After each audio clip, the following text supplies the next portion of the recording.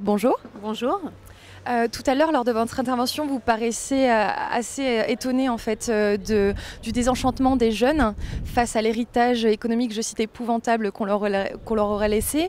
Est-ce que ça vous paraît infondé, cette injustice, ce sentiment de colère? Infondé, non, parce que c'est vrai que la situation est compliquée.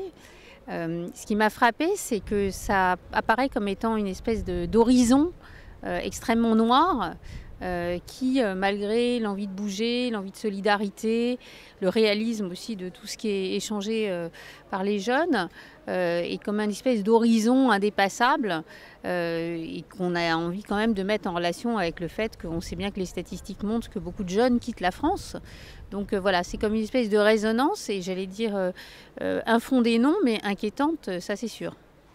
Vous avez notamment cité le big data, les progrès scientifiques, et qu'on ne peut pas passer à côté. Pourquoi? Toutes les études économiques, toutes les réflexions montrent que c'est quand même à travers le progrès scientifique, le progrès technologique, que notre pays peut retrouver des marges de croissance et donc de redistribution, de développement, etc. et de rayonnement. Et donc, on ne peut pas passer à côté.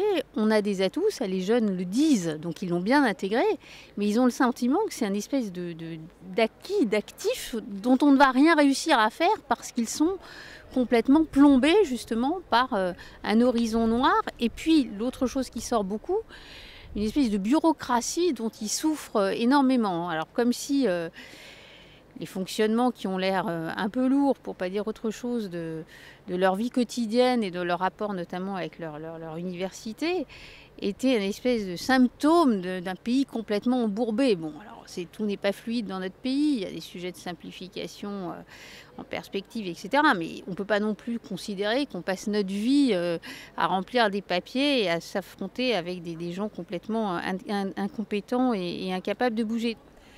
Vous avez signé un papier dans les Échos récemment qui s'appelait Décrochage scolaire, décrochage de la dette, même combat. Est-ce que vous pourriez m'expliquer pourquoi?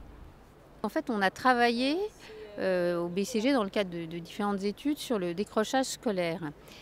Et on s'est rendu compte qu'on sous-estime quand on réfléchit au décrochage scolaire et au financement qu'on peut mettre au regard de ce sujet-là, d'un point de vue purement financier, je ne parle pas évidemment de l'aspect humain, mais on sous-estime le fait que si on ne vient pas en aide aux décrocheurs scolaires ou si on ne prévient pas le décrochage scolaire, en fait, on se crée dans la durée beaucoup de charges financières parce que statistiquement, et les statistiques sont évidemment très inhumaines, hein, mais statistiquement, les gens qui sont des décrocheurs scolaires vont être plus souvent au chômage, vont avoir des problèmes de santé plus graves que les autres, et sans parler du fait que les études sociologiques montrent que leurs propres enfants seront aussi dans des situations plus compliquées.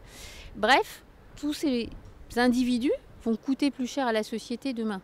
Et donc quand on calcule ce qu'ils vont coûter à la société demain, on se dit que si on mettait qu'une toute petite partie de cet argent-là pour leur trouver des solutions demain matin, on pourrait faire beaucoup et tout le monde y gagnerait. Encore une fois, je ne parle pas de l'aspect humain, je parle juste d'euros. Agnès Audier, merci beaucoup.